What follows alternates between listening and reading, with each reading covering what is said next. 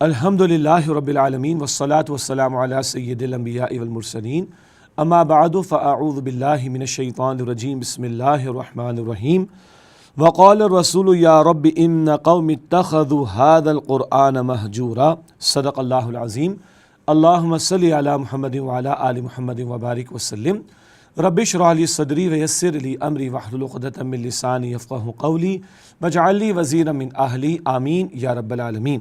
ناظرین کرام السلام علیکم ورحمۃ اللہ وبرکاتہ۔ آج کی آیت کے حوالے سے سورہ فرقان کی آیت نمبر 30 کا ہم نے انتخاب کیا ہے۔ اس مقام پر نبی اکرم صلی اللہ علیہ وآلہ وسلم کی ایک شکایت کا ذکر ہے جو ان لوگوں کے خلاف نبی اکرم صلی اللہ علیہ وسلم قیامت کے دن کریں گے جنہوں نے قرآن حکیم کو نظر انداز کر دیا تھا، پس پشت ڈال دیا تھا۔ سورۃ الفرقان کی آیت نمبر 30 میں اللہ تعالیٰ نے یوں ارشاد فرمایا، وقال الرسول، اور رسول علیہ السلام بطور شکایت یہ کہیں گے، یا رب ان قوم اتخذوا هذا القرآن مہجورا، کہ اے میرے رب بے شک میری اس قوم نے اس قرآن کریم کو ترک کر دیا تھا۔ یہ مہجورہ کا لفظ ہے، اس کے بارے میں یہ وضاحت بھی کی گئی ہے کہ ایک ایسی شے جس کو آدمی قابل التفات نہ سمجھے، اہمیت نہ دے، مفید نہ سمجھے، اپنے لیے لازم نہ سمجھے، ضرورت مند نہ ہو اس کا، اور اپنے آپ کو اس کے لیے ضرورت مند محسوس نہ کرے اور اس کو نظر انداز کر دے، تو مہجورہ کا لفظ استعمال ہوتا ہے۔ یہ اللہ کے پیغمبر علیہ السلام کی شکایت ہے۔ یقیناً اولاً تو یہ مراد مشرکین اور کفار ہیں کہ جنہوں نے قرآن کریم کی دعوت کو رد کر دیا تھا، ان کے بارے میں ذکر آ رہا ہے۔ البتہ مفسرین نے یہ بات بھی ذکر کی ہے کہ ہم مسلمانوں کو ڈرنا چاہیے کہ یہ شکایت ہمارے خلاف نہ ہو جائے۔ قرآن کریم پر کوئی ایمان نہ لائے تو یہ بھی قرآن حکیم کو پس پشت ڈال دینا ہے، نظر انداز کر دینا ہے۔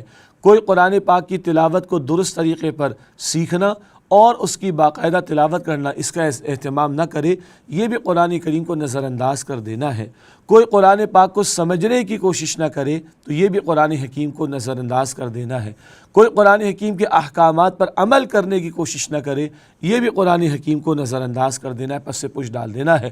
کوئی قرآن کریم کے پیغام کو دوسروں تک پہنچانے کے لیے کوشش نہ کرے، یہ بھی قرآن کریم کو پس پش ڈال دینا ہے۔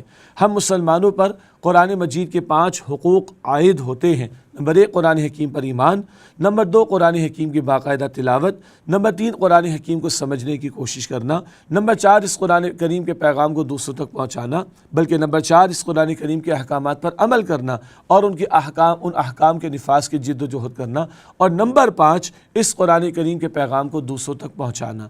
اگر ہم یہ حقوق ادا کر رہے ہیں تو انشاءاللہ تعالی قرآن کریم بھی ہمارے حق میں سفارش کرنے والا ہوگا اور نبی اکرم صلی اللہ علیہ وسلم کی شفاعت بھی ہمیں میسر آئے گی۔ لیکن اللہ تعالیٰ محفوظ رکھے کہ اگر قرآن کریم کو پس پشت ڈالا ہوا ہے، نظر انداز کیا ہوا ہے، اس پر دل کی گہرائیوں سے ایمان نہیں، اس کی تلاوت کا اہتمام نہیں، اس کو سمجھنے کی کوشش نہیں، اس کے احکام پر عمل کی محنت نہیں، اس کے احکام کے نفاذ کی جد و جہد نہیں، اور اس کے پیغام کو اگر پس پشت ڈالا ہوا ہے تو ڈرنا چاہیے کہیں کل اللہ کے رسول مکرم صلی اللہ علیہ وسلم ہمارے خلاف شکایت لے کر کھڑے نہ ہو جائیں، اور جس کے خلاف اللہ کے رسول صلی اللہ علیہ وآلہ وسلم شکایت لے کر کھڑے ہو جائیں، اندازہ کیجئے کون اس کو اللہ تعالیٰ کی پکڑ سے بچا سکے گا۔ ہم بھی اپنے شب و روز کے معمولات میں دیکھیں کتنا وقت قرآن پاک کے لیے ہم مختص کرتے ہیں اور معین کرتے ہیں۔ کیا اس پر واقعتاً دل سے ایمان ہے؟ کیا اس قرآن پاک کی باقاعدہ تلاوت پوری زندگی اس کا ہم اہتمام کر رہے ہیں؟ کیا ہمیں اس کو سمجھنے کا موقع مل رہا ہے؟ اللہ تعالیٰ ہم سے کیا چاہتا ہے، کن باتوں کا حکم دیتا ہے اور کن باتوں سے منع فرماتا ہے، کیا ہم اس کی کوشش کر رہے ہیں؟ کیا ہم قرآن پاک کے احکامات پر عمل کی کوشش کر رہے ہیں؟ جو احکام مجھ سے اور آپ سے فوراً متعلق ہیں، نماز ادا کرو، ماں باپ کے ساتھ اس سے سلوک کرو، ناپ تول میں کمی نہ کرو، فوراً عمل کرنا ہے۔ اور جو احکامات اجتماعی زندگی سے متعلق ہیں، ان میں احکامات کے نفاذ کے لیے، اجتماعی معاملات زندگی میں قرآن پاک کے احکام کے نفاذ کے لیے جد و جہد کرنا ہمارا فرض ہے۔ کیا ہم کر رہے ہیں کہ نہیں؟ اور ختم نبوت کی طفیل انسانیت تک اللہ کا پیغام پہنچانا، قرآن پاک کی دعوت کو پہنچانا، یہ فرض ہمارے کاندھوں پر ہے کیا ہم ادا کرنے کی کوشش کر رہے ہیں یا نہیں؟